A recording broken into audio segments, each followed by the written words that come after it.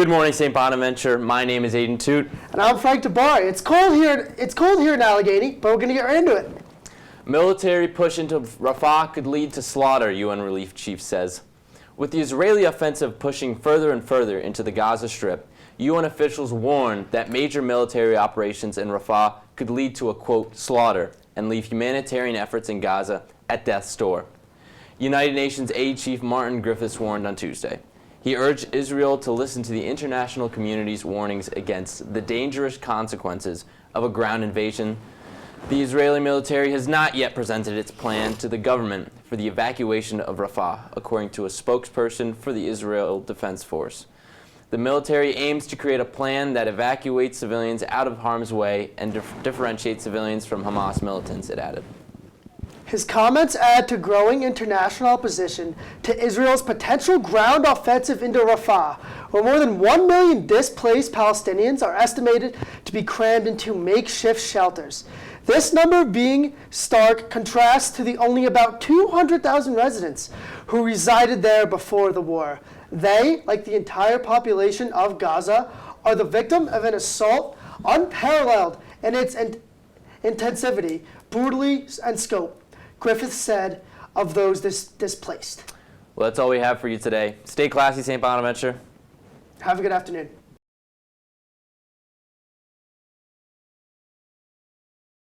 Good afternoon from St. Bonaventure's campus. I'm James Torres. And I'm Cal Reddington. All right, let's get right into it. 3 officers were shot Wednesday morning in Washington, D.C. D.C. police were serving an arrest warrant obtained by the Humane Society for Cruelty to Animals. The man was refusing to come outside, and when officers tried to enter his home, he shot at them. All 3 officers have non-life-threatening injuries.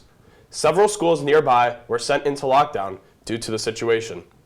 Officials now have that area blocked off.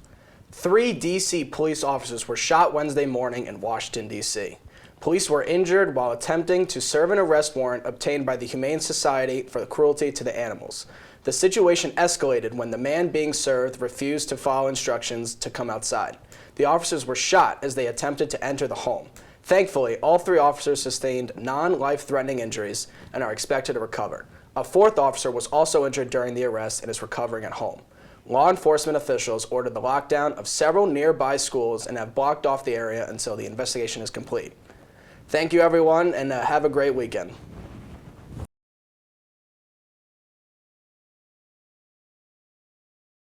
Good afternoon and welcome back to SBU TV.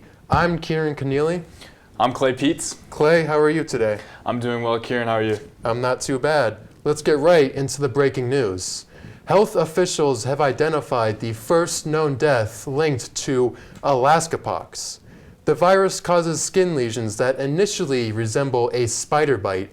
Other symptoms include swollen lymph nodes, muscle pain, and fever. Small Alaskan mammals, like red-backed voles, carry the virus. 7 infections have been reported since its discovery in 2015. The most recent case, an elderly man who died last month.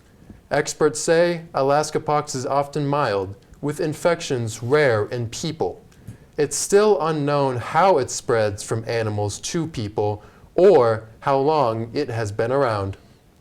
That's right, Kieran, and this is Justin. Alaska health officials have identified the first known death linked to a recent discovered virus called Alaska pox. The virus causes skin lesions, similar to that of a spider bite, but experts say swollen lymph nodes, muscle pain, and fever-like symptoms can also appear. Often found in small mammals in Alaska, the virus regularly infects rodents like red squirrels.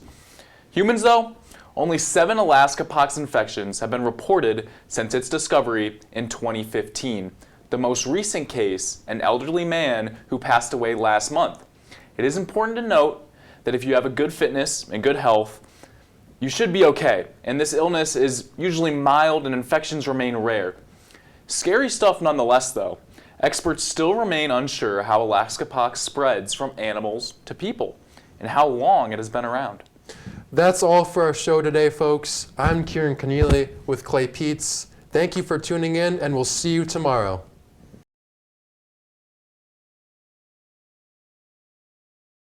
Good morning, everyone, and welcome to SBU TV. I'm Jaylene Valdez. I'm Mia Neal. There's a lot of breaking news to get into today, so let's just do it. A Nevada teenager is facing charges for the death of 2 family members. She allegedly informed dispatchers that she committed the crime because she, quote, couldn't control the urge to kill somebody. 17-year-old Mishenka Reed is facing murder charges after allegedly killing her father and younger brother.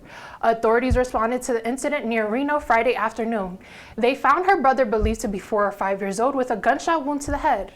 Reed then directed authorities to the garage where her father was discovered, with gunshot wounds to his chest and back. She is set to appear in court on Thursday. Mia? A 17-year-old charged with murder. A Nevada teenager, Mishenka Reed, fatally shot 2 family members on Friday. When police arrived, her brother was found dead from a single gunshot wound. After Reed directed police to the garage where they found her father suffering from gunshot injuries. According to 911 dispatchers, Reed reported she couldn't control the urge to kill somebody. Reed will appear in court on Thursday. Thank you for tuning in to SBU TV. I'm Mia Neal. And I'm Jaylene Valdez. As our hearts go out to the families during these times.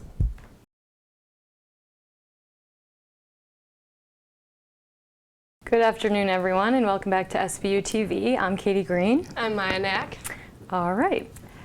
After Israel forces left Gaza on Monday, they left the area in what can only be described as total destruction.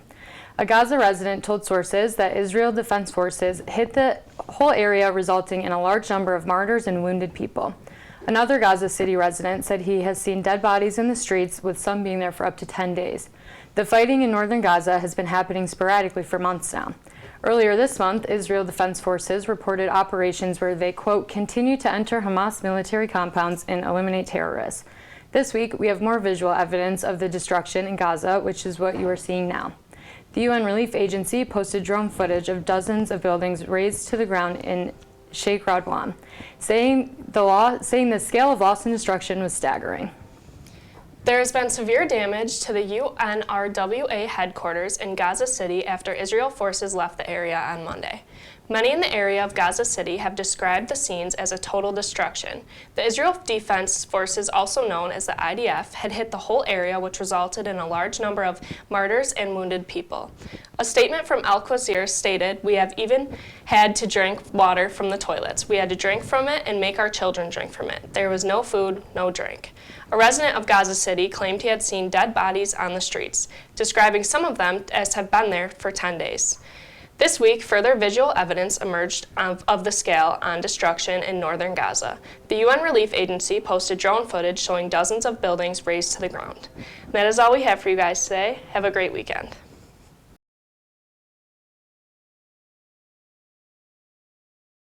Good morning and welcome to SBU TV on this glorious Friday morning. I'm Anthony Silva. And I'm Nathan Donnelly. Ready to get into things? Let's do it. All right. 2 pilots were injured Monday when a National Guard helicopter crashed in Utah. The crash happened during a training exercise early in the afternoon at the West Jordan Army Aviation Support Facility, which is a suburban in Salt Lake City. The National Guard confirmed that no one died, but the extent of the pilot's injuries are not yet known. This marks the 3rd accident involving military aircraft in that area in the last 2 years. 2 pilots were injured in Utah Monday when a National Guard helicopter crashed.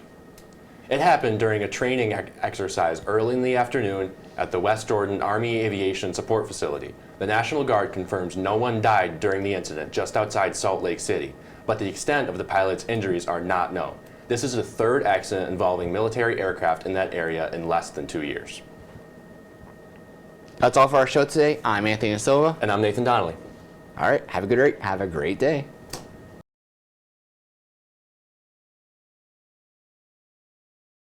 Good morning and welcome to SBU TV on this chilly Friday morning. I'm Anthony Silva. And I'm Nate Solomon. Ready to get right into things? Let's do it. All right. 2 pilots were injured Monday when a National Guard helicopter crashed in Utah. The crash happened during a training exercise early in the afternoon at the West Jordan Army Aviation Support Facility, which is a suburban in Salt Lake City.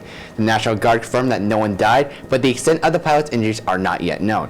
This marks the 3rd accident involving military aircraft in that area in the last 2 years. 2 pilots were injured Monday when an Apache National Guard helicopter crashed in Utah. It happened during a training exercise early in the afternoon at the West Jordan Jordan Army Aviation Support Facility. The National Guard confirms no one died, but the extent of the pilot's injuries are not known. According to reports, there wasn't ammunition on board of the helicopter. West Jordan is in suburban Salt Lake City.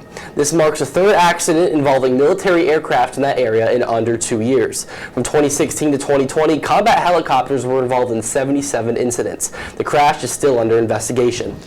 That's all for our show today. I'm Anthony Silva. And I'm Nate Solomon. Stay safe out there.